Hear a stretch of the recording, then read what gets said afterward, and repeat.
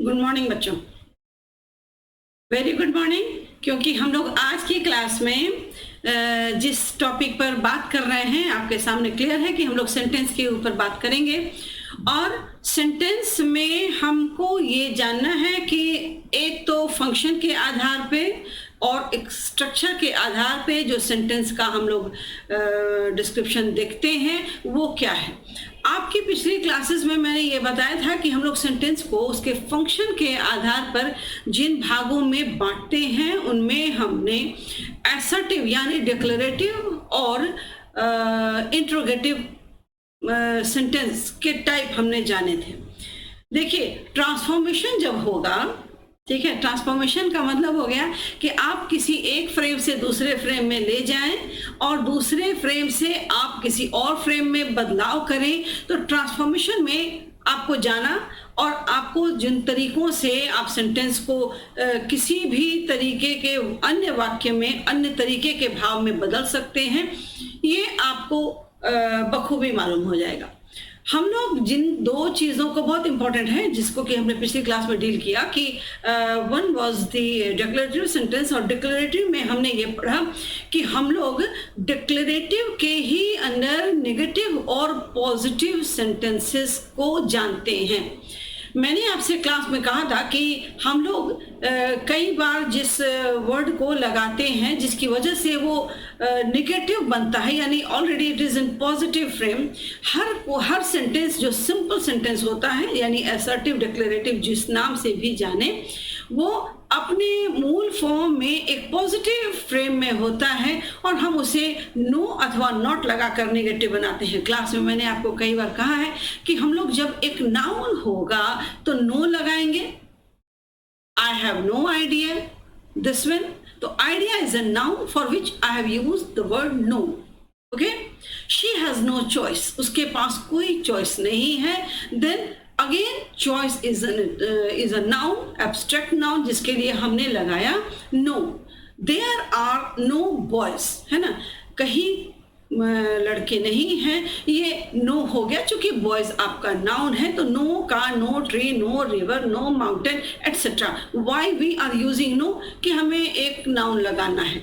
और नॉट लगाते हैं जब हमारे पास एक वर्ब होता है, जैसे she has not seen us, I have not visited them, I have not seen the tiger, they had not read the novel।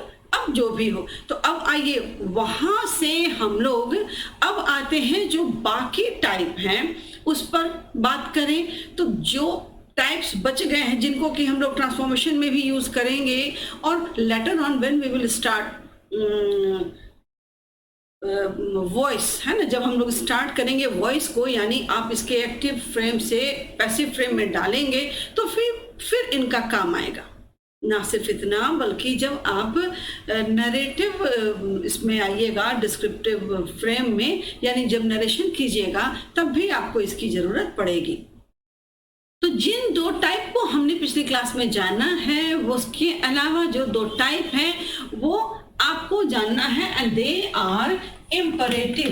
Function के आधार पर आप ये जाने कि imperative, what are imperative, you very well know these are commands, these are commands. What are the commands? Commands क्या है? मैंने ऐसे कहा कि राइट इट नाउ, मैं आपसे कहूं कि आप इसे लिखें तो नेचुरल है कि एक कमांड जैसा होगा। तो नॉट सर्टेनली कि हम लोग हर वाक्य को वैसा ही समझे जैसा कि कमांड की फीलिंग आती है, but what is there in that kind of sentence is that we begin the sentence with a verb. We begin the sentence with a verb। जैसे हम लोग बोलते हैं wake up, drink a glass of milk, ये command हो गया, है ना। तो हम जिन वर्ब का इस्तेमाल करके इम्परेटिव बनाते हैं, फिर इस सेंस को समझिएगा कि ये सारे वाक्य जो हैं जिनमें कमांड आएगा, कमांड हर तरह का होगा। जैसे ओपन द डोर, नेचुरली है कि ये कोई ऐसा नहीं कि आप किसी से कह रहे हो कि दरवाजा खोलो, तो ये कमांड हो गया। लेकिन हर ऐसे वाक्य जिसमें भी वर्ब पहले आता है, सभी किस में आ जाते हैं? इंपरेटिव फ्रेम में आते हैं। तो ये फंक्शन के आधार पर हम लोग वाक्यों को वैसे जान रहे हैं। एक और टाइप क्या है? दिस इज एक्सक्लेमेटरी, है ना, exclamatory type of sentences. What is that, है ना।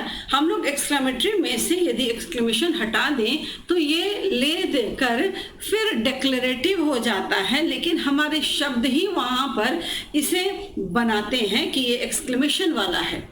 कैसे होता है? समटाइम्स, कई बार हम लोग क्या करते हैं कि ऑल ऑफ ए सडन हमारा रिएक्शन होता है, जैसे हाउ नाइस, हाउ टॉल, है ना, हाउ ब्यूटीफुल। तो ये हमारा रिएक्शन है। व्हाट इज सरप्राइज, नेचुरल है कि आप ये कह सकते हैं ना, what is surprise, what is surprise. तो आप कहेंगे कि इसे हम डिक्लेरेटिव कैसे बनाएंगे? तो हम डिक्लेरेटिव बनाएंगे, इट वॉज ए सरप्राइज, इस तरह से बनाएंगे। हाउ नाइस को हम लोग बनाएंगे, it was very nice, it is very nice, यही करेंगे। तो जितने सडन एक्सप्रेशंस हमारे होते हैं, एक तो ये जानिएगा कि इसका इन दोनों को मैंने क्यों यहाँ बनाया है और क्यों ये मैं बता रही हूँ, ये भी मैं बता दूं। तो पहले आइए हम लोग एक वर्ड ले लें, सॉरी एक सेंटेंस ले लें। जैसे मान लीजिए हाउ नाइस। एक तो इसके मार्क ऑफ एक्सक्लेमेशन पर आप ध्यान देंगे कि मार्क ऑफ एक्सक्लेमेशन होना चाहिए। यहाँ पर वेकअप ये भी होता है, ठीक है। Drink a glass of milk, तो यहाँ भी आपका है इंपरेटिव और यहां पर हो गया exclamation. How nice, how tall, और मैंने एक और कहा what A surprise, what A surprise. मैंने कहा कि इनको हम एसर्टिव में बदल दें तो क्या बनाएंगे? इनको हाउ नाइस को क्या बनाएंगे? हाउ नाइस को बना देंगे it was very nice, it is very nice. अब जो मैंने कहा उसको ध्यान से सुनिएगा। व्हाट इज सरप्राइज यानी it is a very surprising thing. दो चीजें आप लिख लें, दो चीजें आप लिख लें कि दोनों को ही, यानी imperative type of sentences and exclamatory type of sentences are written in present form.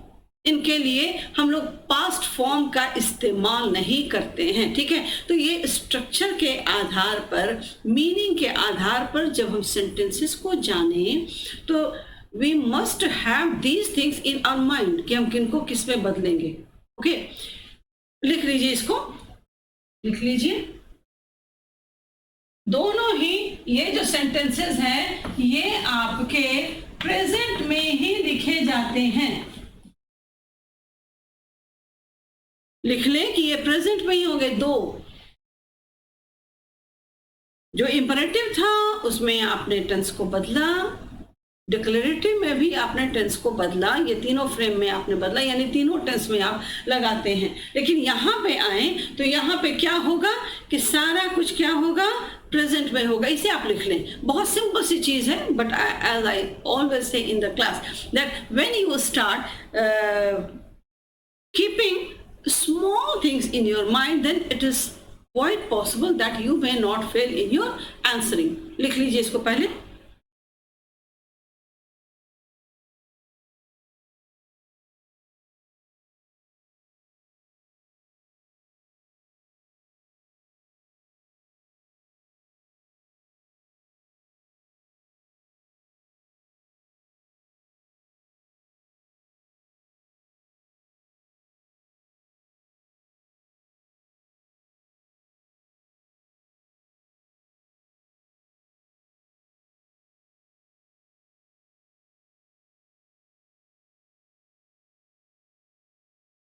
हो गया?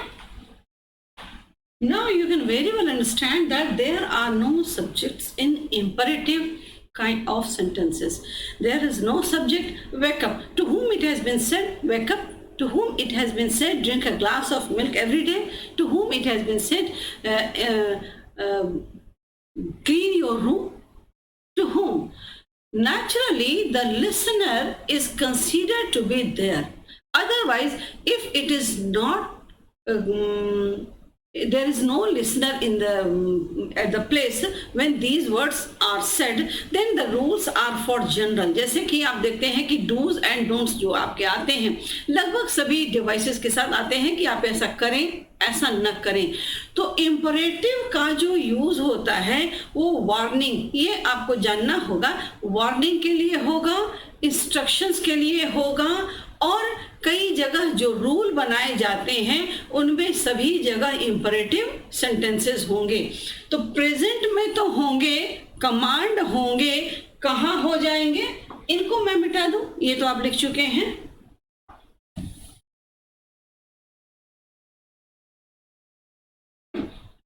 इनका जो इस्तेमाल होगा वह रूल में होगा, रूल रेगुलेशन, रूल रेगुलेशन में होगा,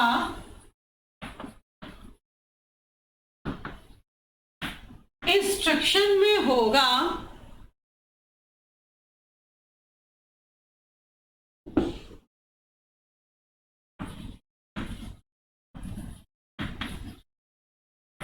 वार्निंग में होगा.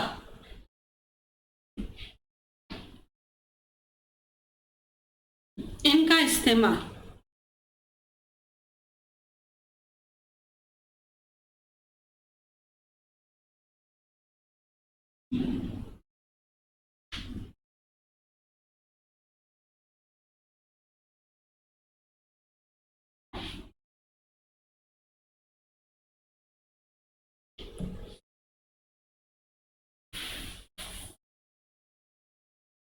ये दोनों प्रकार से इस्तेमाल होते हैं. एक तो हो गया पर्सनल और एक हो गया आपका जनरल. यानी यदि ये आपसे किसी ने कहा या एक ग्रुप को किसी ने कहा, then it is considered to be personal. है कि आपने दरवाजा बंद कर दो, तो naturally you will see where it is personal. When the things around you are like window, bench, desk, book, pen, etc., then you must consider that these are the personal instruction. Keep your things in your bag, clean your room, open this bag. तो ये सभी चीजें personal हो गई. और general क्या हो गई, जो आप ऊपर में देख रहे हैं, do not cross your limit, wait at the traffic signal and be alert.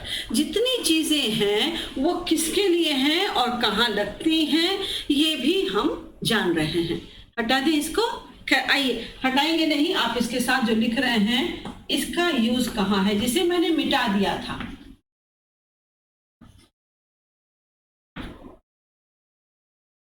Exclamatory कहाँ लगता है, ठीक है.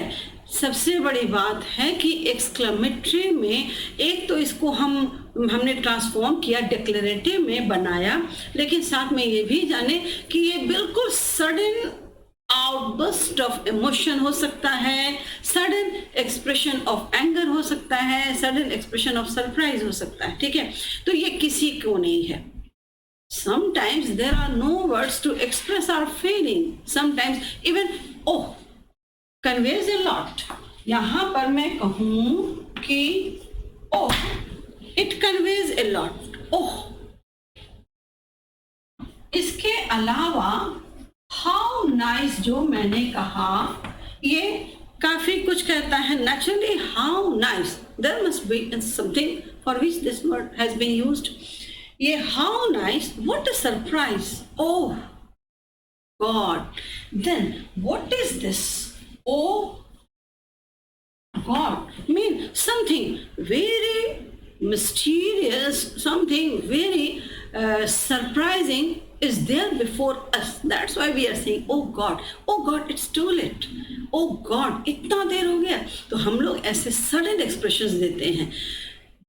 यहाँ पर एक्सक्लेमेटरी सेंटेंस को हम लोग सडन एक्सप्रेशन में जब डालते हैं तो फिर आप कह सकते हैं कि इसमें कौन सा सब्जेक्ट होता है. कई बार जब इसको हम डिक्लेरेटिव में कन्वर्ट करते हैं, then we put something as a subject.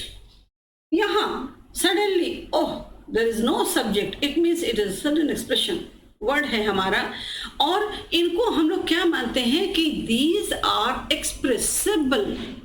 These are expressible, और इसका मतलब ये है कि there is something for which the reaction is like that. ठीक है, ये हो गया. तो ये sudden outburst, sudden डिस्मे, sudden surprising कुछ भी होगा तो हम एक्सक्लेमेटरी का यूज करते हैं. This is the type of structure which we know according to its function. ठीक है, now we come to know about its structure. इसे आपने जाना है, and naturally I admit that these things are repeated. Naturally you have already studied these things in your previous classes, but since we are starting something new, then it's very practical to recollect those things which have already happened in the past. Naturally you have already studied these things in your previous classes, as I say. Even then I say that keep these things in your mind, because now from now onwards we will study more about the same structure. I mean basically जो आपने पढ़ा है वो ये है, फिर इसका हम लोग ट्रांसफॉर्मेशन करेंगे, फिर इसको हम लोग किसी अन्य तरीके से इस्तेमाल करेंगे. तभी तो लगता है कि छोटे शब्दों के साथ जितने प्रयोग होते हैं उनको हम बाद में कितनी ब्यूटीफुली कहीं ऐड भी करते हैं या फिर अपने एक्सप्रेशन को उस तरीके से जाहिर करते हैं. जो क्लास के हिसाब से है वो ये हो गया. अब सेंटेंसेस की बात करूं और मैं यहां से हटा दूं, इसका मतलब कि now there will be more about it. ठीक है, अब आइए मैं सेंटेंसेस को बता रही हूं किस हिसाब से.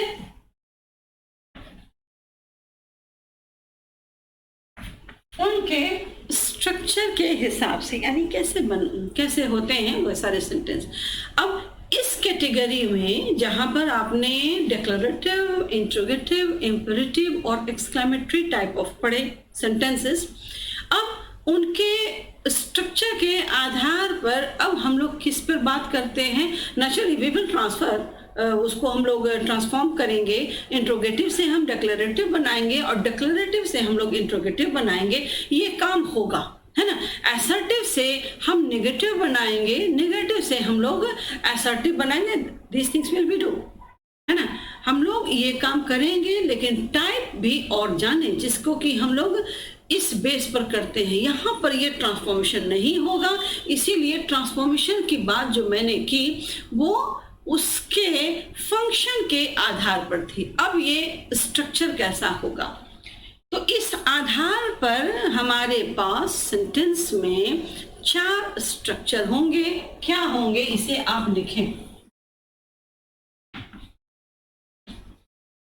Simple sentences,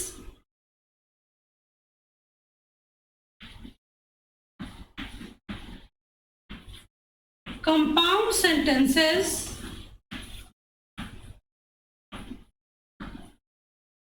complex sentences, and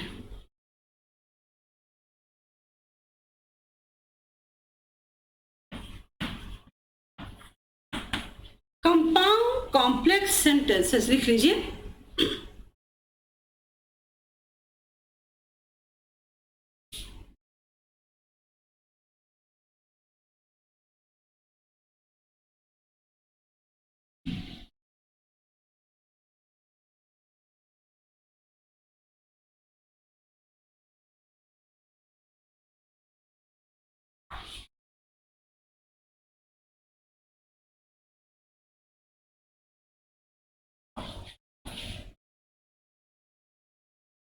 Simple sentences,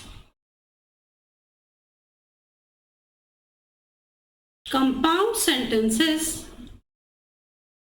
complex sentences, and complex compound sentences. हो गया लिखना. चलिए अब आइए, हमने जो क्लास में पढ़ा कि हम लोग किसी वाक्य को कैसे उसको हम लोग उसका विस्तार करते हैं। नेचुरली मुझे याद है कि आप अब क्लाउज पे ज़रूर आपका ध्यान जाएगा, क्योंकि क्लाउज का इस्तेमाल हम लोग अब करेंगे, लेकिन किस जगह जाकर क्लाउज का इस्तेमाल होगा ये आपको तय करना भी बाकी है। तो पहले हम लोग फ्रेम वाइज चलते हैं कि किसके साथ क्या लगेगा, ठीक है। Naturally we all know that a sentence comprises of subject and predicate, okay। Then we also know that जिसमें हम एक सब्जेक्ट पाते हैं, एक फाइनाइट वर्ब पाते हैं, ऑब्जेक्ट होता ही है, तो ये हमारे सारे क्या हो जाते हैं, सिंपल सेंटेंस हो जाते हैं। अब इनको आपने लिखा है, मैं इस पे तो आऊंगी ही, पहले इसको हम लोग जाने सिंपल सेंटेंस को।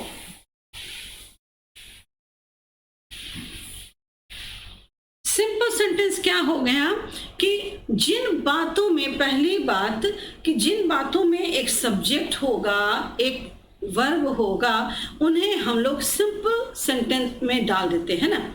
अब आइए कि क्या हम लोग सिंपल सेंटेंस में, यदि एक एग्जांपल मैं यहां दे दूं,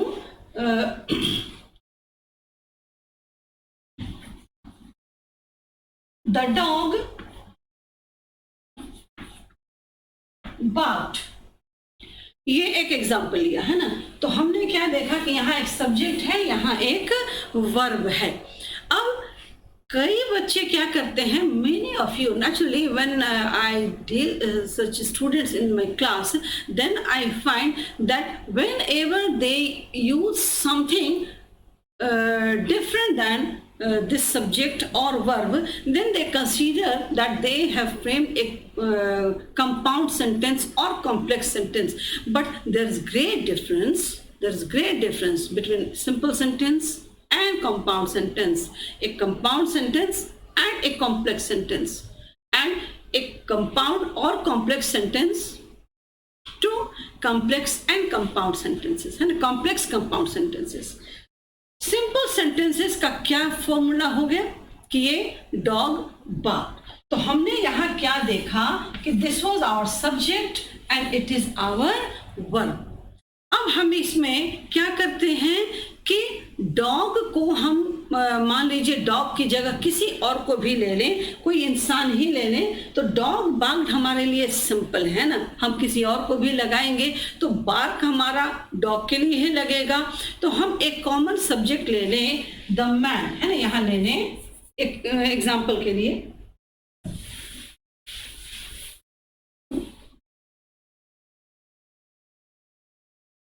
the man laughed. This is our subject and this is our verb, है ना। Now, अब आपके सामने ये क्लियर है, जो कॉन्सेप्ट बनता है बच्चों का क्लास में वो मैं बता रही हूँ कि सिंपल सेंटेंस है। When we double the subject, मान लीजिए हमने एक फ्रेम में कहा, इसे ए लिखा है मैंने, यहाँ पे मैंने कहा द मैन एंड वुमेन, उसके बाद हमने जोड़ा laughed. Has it become a compound sentence? No, certainly not. Why so? Because still it is a subject. Still it is a subject, mean man and woman. We may say that our subject is compound subject plus verb. Compound sentence plus verb. Now I'm writing the same thing in the column C. The man and woman laughed. मैं इसे यहाँ लिखूं the M and W, तो आप समझ लीजिएगा, M and W से समझ लीजिएगा मैन एंड वुमेन, ठीक है। क्योंकि मैंने ये पहले बताया है कि ये कंपाउंड सब्जेक्ट हैं। उसके बाद मैं यहाँ वर्ब में जोड़ रही हूँ laughed and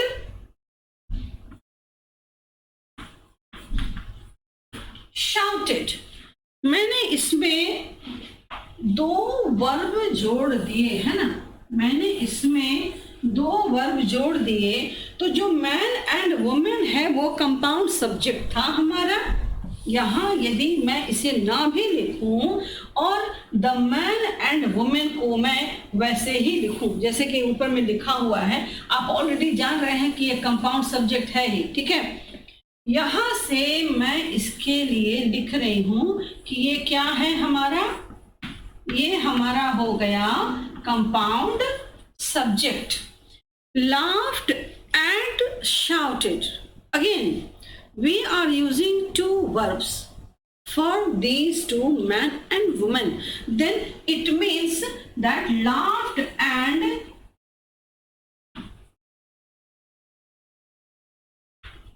it is compound verb. Even then it is remaining the simple. Even then it is remaining simple. अब इसे मैं चेंज करूं और मैं बनाऊं, यहां पर फिर मैं ले लूंगी द मैन एंड वुमेन। उसके बाद मैं यहाँ लाफ एंड शाउटेड लिख रही हूं। किस पर उन्होंने, किस पर वे हंस रहे हैं, ये मैं बताऊं कि किस पे वे हंस रहे हैं। At the joke and joker. The man, जहां पर द मैन लाफ्ड था, यहां ये सिंपल था। जहां the man and women laughed, यानी हमने सब्जेक्ट को ही डबल किया, तब भी ये सिंपल रहा। नेचुरली जब मैंने कहा कि the man and women laughed and shouted, तब भी ये सिंपल रहा। अब मैं इसके और भी पार्ट ऐड कर रही हूं। किस पर उन्होंने इतने, उन्हें ज्यादा उन्होंने चिल्लाया या ज्यादा वो हंसे, किस पर, at the joke and joker, है ना। ये हमारा क्या हो गया, तो एक होता तो हम मानते कि ये ऑब्जेक्ट है, ये हमारा हो गया कंपाउंड ऑब्जेक्ट, है ना। हम लोग याद रखिएगा कि अभी हम लोग निकल कर चले आए हैं सेंटेंस के फ्रेम से उसके स्ट्रक्चर पर। हमारे सब्जेक्ट मैन एंड वुमेन हो गए, हमारे वर्ब लाफ्ड एंड शाउटेड हो गए, हमारा ऑब्जेक्ट जोक एंड जोकर हो गया। तो क्या ये वाक्य कंपाउंड या कॉम्प्लेक्स में कन्वर्ट हो गया? No, certainly not. ये the sentence even in this frame remains a simple sentence. इसे आप पहले लिखें।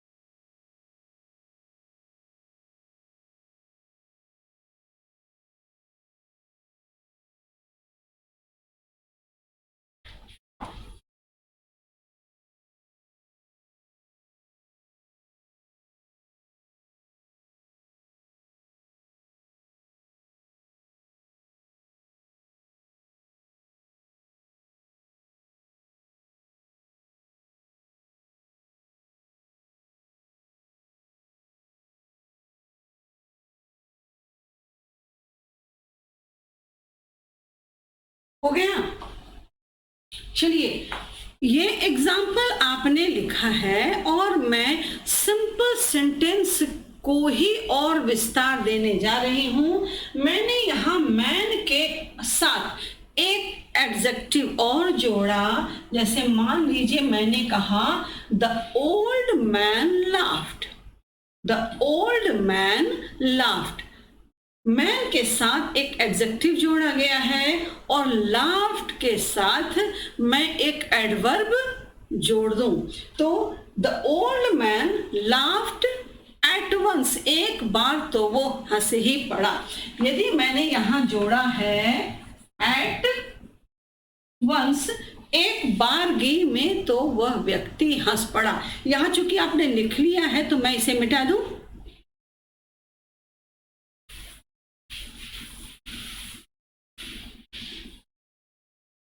यहां से भी मिटा रही हूं क्योंकि थोड़ा सा मुझे आपको समझाने के लिए और भी चाहिए। यहां जो मेरा सब्जेक्ट था, पहले नंबर पे आइए, ये हमारा सब्जेक्ट पहले क्या था? सिंगल यानी द मैन था। उसके बाद हमने वही रखा, लेकिन अब हमारा सब्जेक्ट क्या हो गया? कंपाउंड हो गया। पहले क्या था? पहले था द मैन, उसके बाद क्या हो गया? यहां हमने उसमें जोड़ा और एक हो गया द वुमेन। तो द मैन और वुमेन, तो यदि द मैन था तो सिंगुलर था और द मैन एंड वुमेन, तो ये क्या हो गया? कंपाउंड हो गया। यदि हम मैन की जगह वुमेन की जगह किसी को भी डालेंगे तो भी वो दो हैं, अधिक होंगे, उससे ज्यादा क्या होगा रहेगा, तो वो हमारा सब्जेक्ट ही ना। तो द मैन एंड वुमेन, यहां मैंने एक लिखा और यहां मैं कहूं द वुमेन, देन इसे मैं सीधे कहूंगी कि सब्जेक्ट जो है वो हमारा कंपाउंड हो गया, इन विच मैंने ऐड कर दिया the old women, sorry the man, the old man and. दोनों ओल्ड होंगे तो हम लोग लिख सकते हैं the old man and women, यानी दोनों के साथ वही एडजेक्टिव लगाया जाए। अब हमने नया इस्तेमाल करना है तो हम क्या लिखें? The old man and the young women. तो हमारे पास ये एडजेक्टिव लगा, ये एडजेक्टिव लगा, लेकिन कुल मिला के भी हमारा क्या रहा? ये सब्जेक्ट, कंपाउंड सब्जेक्ट। और अब हम बात करते हैं नंबर 2 पे, वर्ब, जो कि पहले क्या था? लाफ्ट, और अब हमने उसमें और ऐड कर दिया, मैंने बना दिया शाउटेड, है ना? Laughed and shouted. जब लाफ्ड था तो ये हमने सिर्फ एक वर्ब का इस्तेमाल किया, और जब ये 2 हो गया तो ये वर्ब भी क्या हो गया हमारा? कंपाउंड वर्ब हो गया। लाफ्ड एट वंस, है ना? लाफ्ड, यहां हम कुछ भी डाल सकते हैं, कंटिन्यूअसली, लाफ्ड कंटिन्यूअसली, लगातार हंसते रहे, और शाउटेड, है ना? शाउटेड इन एक्साइटमेंट, है ना? Shouted in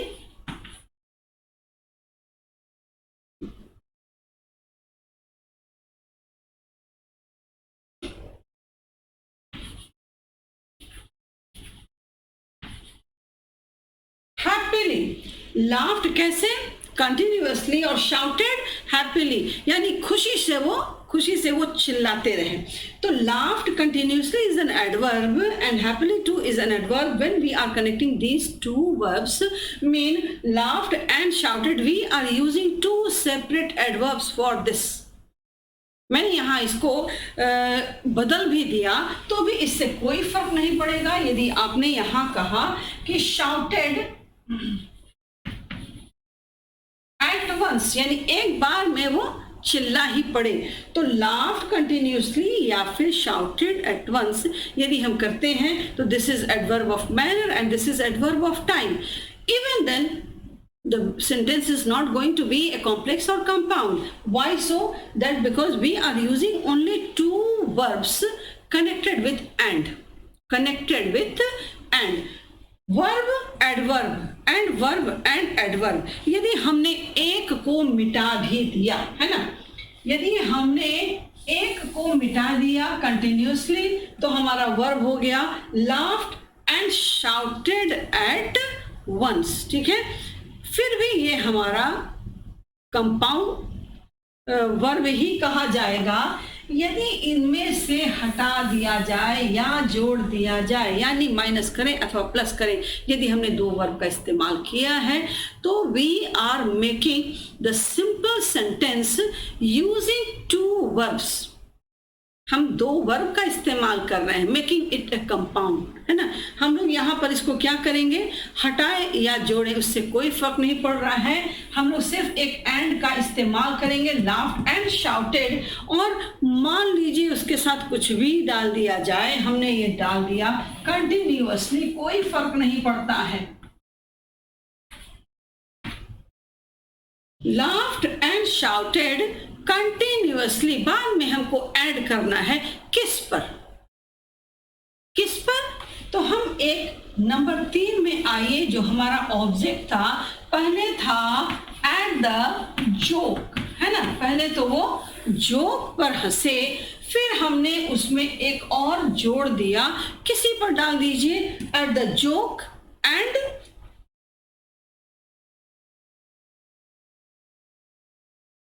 on his appearance, यानी एट द जोकर, सॉरी यहां कर देते हैं joker, at the joker and on his appearance, यानी जोकर पे हंसे और उसके अपीयरेंस पे हंसे या उसके परफॉर्मेंस पे हंसे। ये कुछ भी हो लेकिन ये इसी के पार्ट हैं, है ना। तो हमारा वाक्य यहां भी आपने देखा कि सब्जेक्ट एक से अधिक हुए तो कंपाउंड सब्जेक्ट हुआ, एक से अधिक वर्ब हुआ तो कंपाउंड वर्ब हुआ, और एक से अधिक यदि हमारे ऑब्जेक्ट हुए तो भी वो कंपाउंड हुए, लेकिन सेंटेंस रिमेन सिंपल। जो सेंटेंस है स्ट्रक्चर के हिसाब से क्या बना रहा, सिंपल बना रहा। अब हम यहां, अब आप समझ गए, वाक्य में एंड लगा देने से, सॉरी वर्ड के बीच एंड लगा देने से जो स्ट्रक्चर है वो कॉम्प्लेक्स नहीं होता, वो कंपाउंड नहीं होता। Then you must know what is a compound sentence, then you must know what is compound sentence and what is the structure। ठीक है, ये वाला हो गया है आपका, ये वाला हो गया the passengers and the TT, यानी जो टिकट एग्जामिनर है, the passenger and TTE waited for the signal, है ना, दोनों ही वेट कर रहे थे। तो वहां पर हमने सिर्फ सब्जेक्ट को डबल किया है, ना कि स्ट्रक्चर में बदलाव किया है। Now come to what is called compound sentence. इसको आप समझ चुके हैं, आई होप सो, हो गया ना।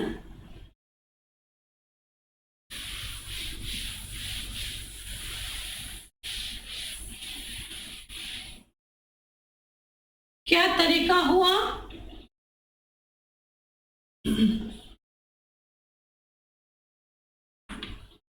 one subject, one verb, one object।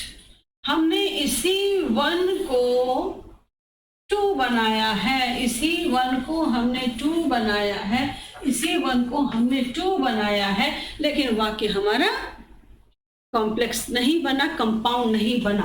अब क्या होगा जब हम कंपाउंड बनाएंगे, कंपाउंड टू इंडिपेंडेंट क्लॉजेस को जब हम किसी कोऑर्डिनेटिंग कंजंक्शन से जोड़ते हैं तो हम उसको कंपाउंड सेंटेंस मानते हैं। जैसे यही एग्जांपल होगा कि the man laughed but the woman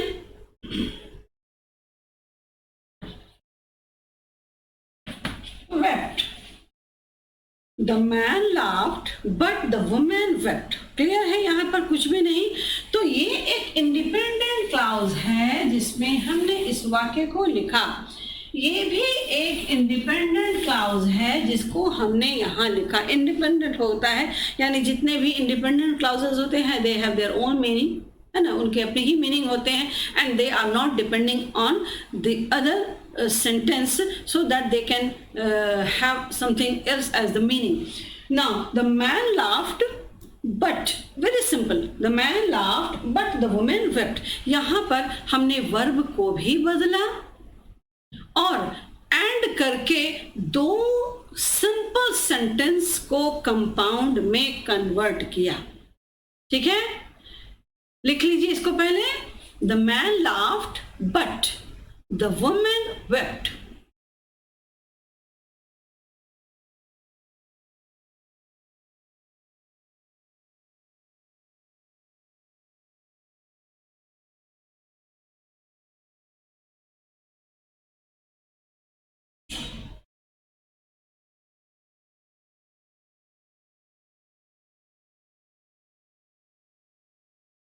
इन्हें हम लोग किस नाम से जानेंगे ये पहले लिख लें। ये आपका हो जाएगा compound, compound sentence.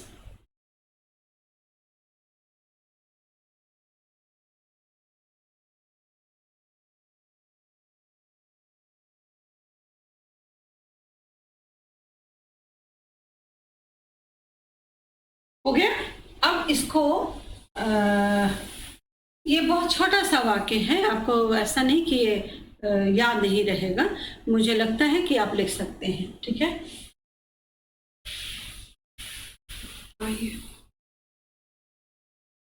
I and my friends had been walking on the bridge. Subject आपका 2 हो गया है, सिंपल सेंटेंस है। I and my friends had been walking on the bridge.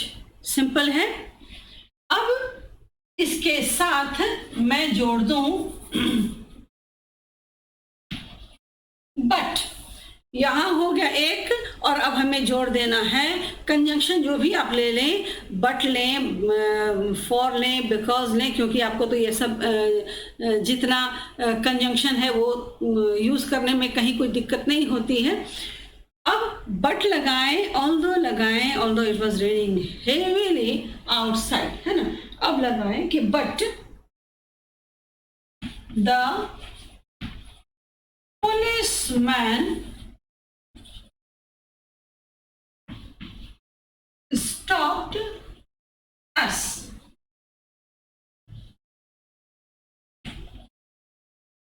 at the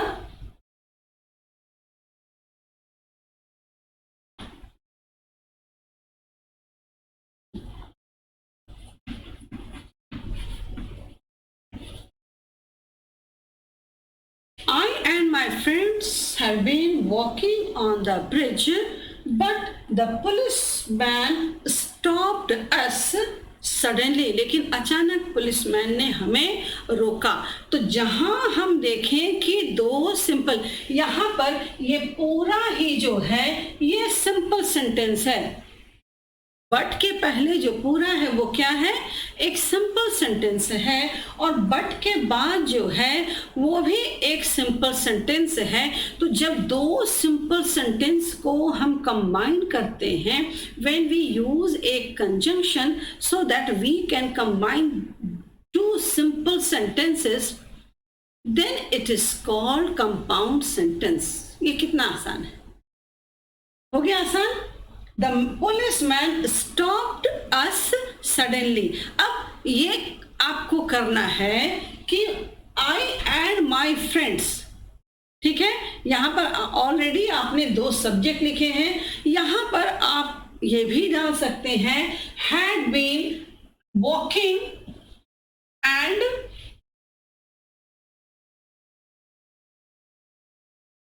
had been talking and walking on the bridge. मैं और मेरे मित्र बात करते और चलते जा रहे थे। कहाँ पे? On the bridge. तो आपको ये मालूम हो गया होगा कि यहाँ होने के बाद, यहाँ टॉकिंग और वॉकिंग लगाने के बाद भी ये एक सिंपल सेंटेंस रहा। क्लियर हो गया? अब आइए, हमने इसे दूसरे से जोड़ दिया और बट क्या लिखा हमने? बट द पुलिसमैन, है ना? But the policeman. अब हम इसमें और भी ऐड कर दें। क्या लगा हुआ है? ऐड करने में कुछ नहीं लगा हुआ है। कैसे होगा? But the policeman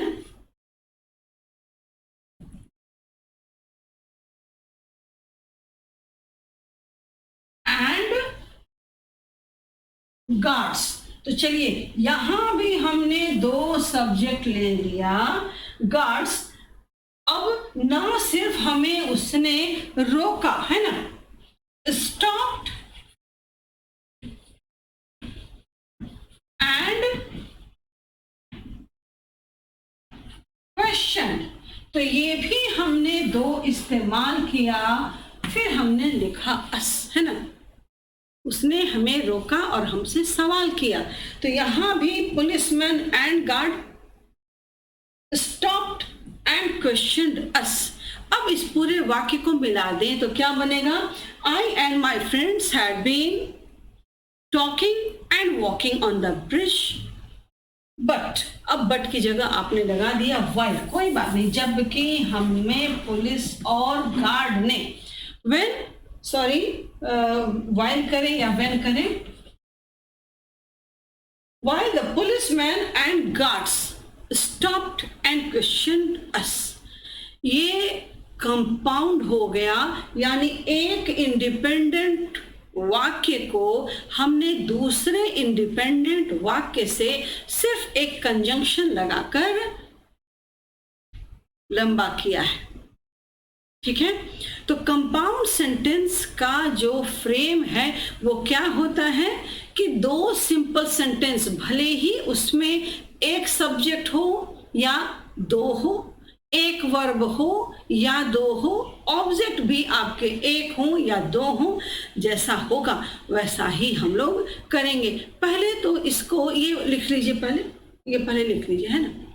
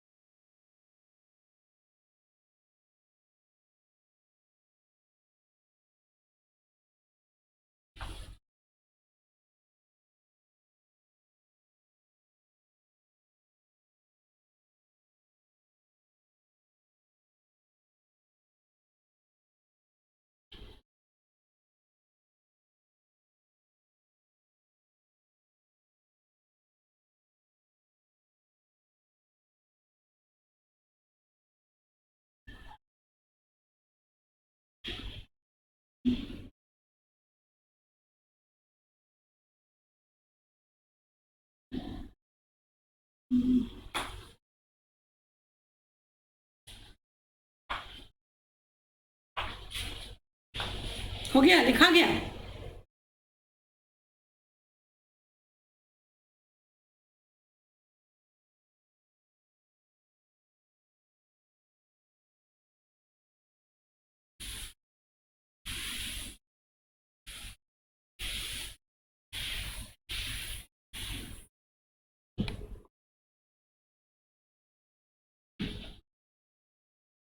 Simple sentences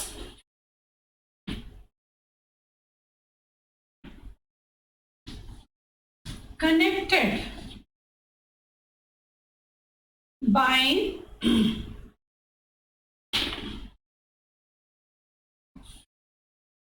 ऑर्डिनेटिव conjunction लिख लीजिए।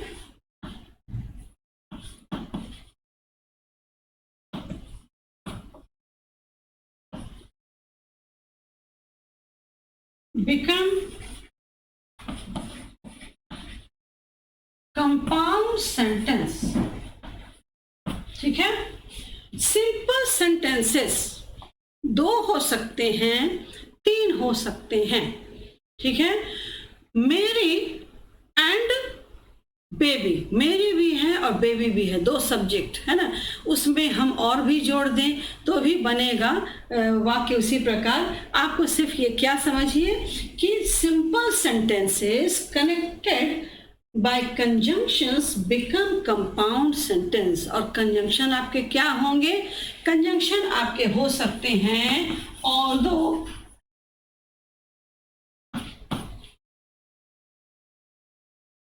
but, and, for, nor, और etc etc लिख लीजिए।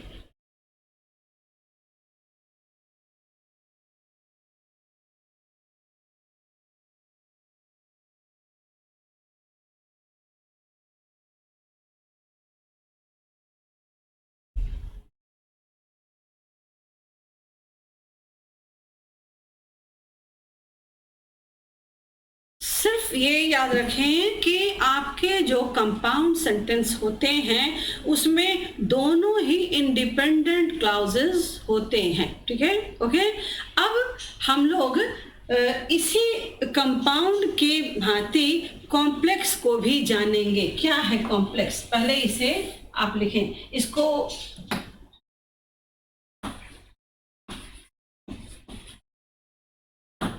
Complex sentence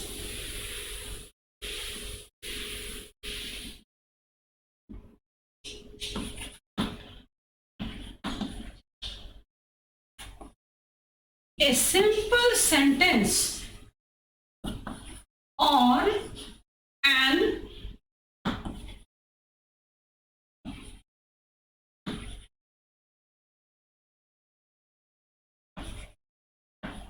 independent clause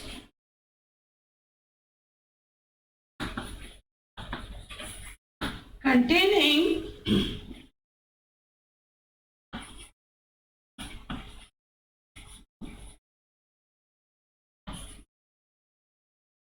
clause makes complex sentence। definition लिख लीजिए पहले। a simple sentence or an independent clause containing a dependent clause makes complex sentence।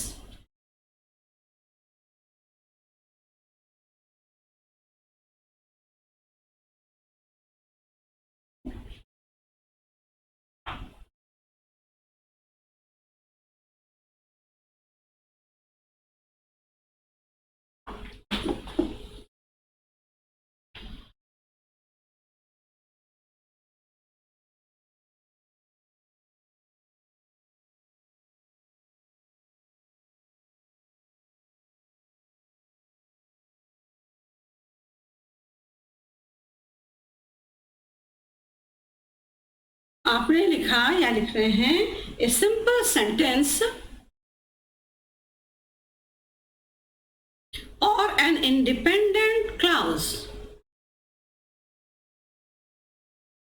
containing a dependent clause makes a complex sentence। What is the example of complex sentence? यहां इसकी जगह मैं लिख रही हूं। ठीक है,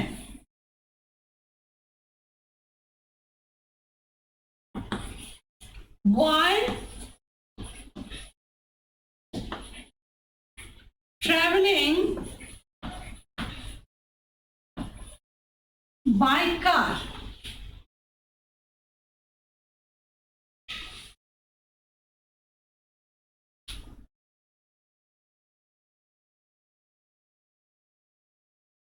They visited most of the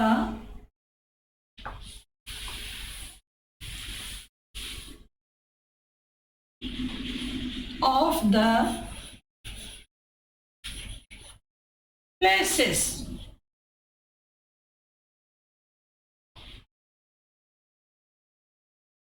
लिखिए, कॉम्प्लेक्स सेंटेंस का एग्जाम्पल है ये। While traveling by car, they visited most of the places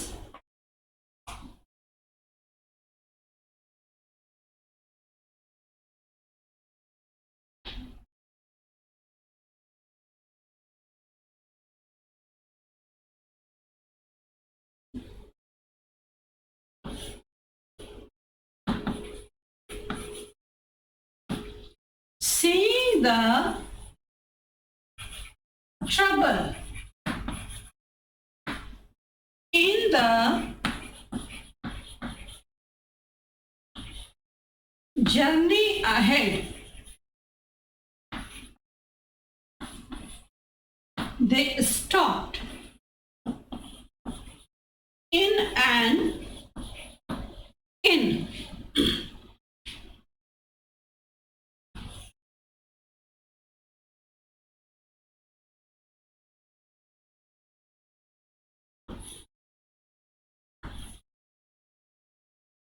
ऊपर के वाक्य में मैंने एक डिपेंडेंट क्लॉज का इस्तेमाल किया है while traveling by car. While explaining all these things, this is a dependent clause और उसके बाद मैं कहूँ while explaining all these things, फिर मैं कहूँ I expect my students to do well in the examination, then it becomes a complex sentence. ठीक है? नेक्स्ट आइए, seeing the trouble in the journey ahead. Seeing the trouble in the journey ahead. It is a dependent clause because it is not a meaningful sentence on its own. So it requires one dependent clause so that it can one independent clause so that it can be expressed in a different way. Seeing the trouble in the journey ahead, they stopped in an inn. आगे की यात्रा में कुछ कठिनाई देखते हुए उन्होंने एक सराय में पड़ाव डाला। तो ये वाक्य क्या है? हमने यहाँ से लिया they stopped in an inn. यहाँ पे आइए, इस फ्रेम में आइए, ये क्या है? ये एक इंडिपेंडेंट क्लाउज है जिसके साथ हमने क्या जोड़ा? एक डिपेंडेंट क्लाउज। ऊपर के वाक्य में आइए, यहाँ they visited most of the places, है ना? यहाँ डाल दें, कुछ भी डाल दीजिए ना, उसमें कोई दिक्कत नहीं है ना? While traveling by car, car से ही सब जगह यात्रा करते हुए they visited most of the famous places. तो यहाँ से जो ये वाक्य है, ये क्या है? ये independent clause है। Independent clause attached with a dependent clause is complex sentence. Clear? When we are using a sentence that contains one more group of words, we may say clause. आपने clause पढ़ा भी है, तो clause में आपने जाना है कि हम लोग जितने भी participle के साथ इस्तेमाल करने वाले, WH के साथ इस्तेमाल करने वाले, that के साथ इस्तेमाल करने वाले और to के साथ, टू फाइनाइट के साथ इस्तेमाल करने वाले, टू इन्फिनेटिव के साथ इस्तेमाल करने वाले जितने भी वाक्य हैं सभी हमारे डिपेंडेंट क्लाउज हो जाते हैं। तो हमें एक इंडिपेंडेंट क्लाउज चाहिए, है ना? मेन क्लाउज हमें चाहिए। तो प्रिंसिपल क्लाउज यदि है, यानी मेन क्लाउज है, इंडिपेंडेंट क्लाउज है, तो हम यदि यहाँ इसको जोड़ेंगे तो इसका मीनिंग निकल जाएगा अदरवाइज इसका मीनिंग तो कुछ है नहीं, ये ग्रुप ऑफ वर्ड है, इसमें सब्जेक्ट है सब कुछ, लेकिन इसमें मीनिंग नहीं है। Seeing the trouble in the journey ahead, आगे की यात्रा में कठिनाई देखते हुए, इस पर यदि बात समाप्त की जाए तो ये कैसा रहेगा, ये कुछ भी समझ में नहीं आएगा। तो हमें क्या जोड़ना पड़ा, दे स्टॉप्ड इन एन इन, वे एक सराय में रुके। अब आइए मैं यदि आपसे कहूं कि telling you all these things, I expect you to make some more sentences, then it will be a complex sentence. Naturally bachcho, we are talking in the class in different structures. Sometimes it is simple, sometimes it's a compound, sometimes it's a complex, and sometimes it's a compound complex. Seeing the time, there's no time for explaining the rest part of this sentence. I will meet you in the next class. Okay, I hope so that you will do well in your class, in your examination too. Thank you. Thanks a lot.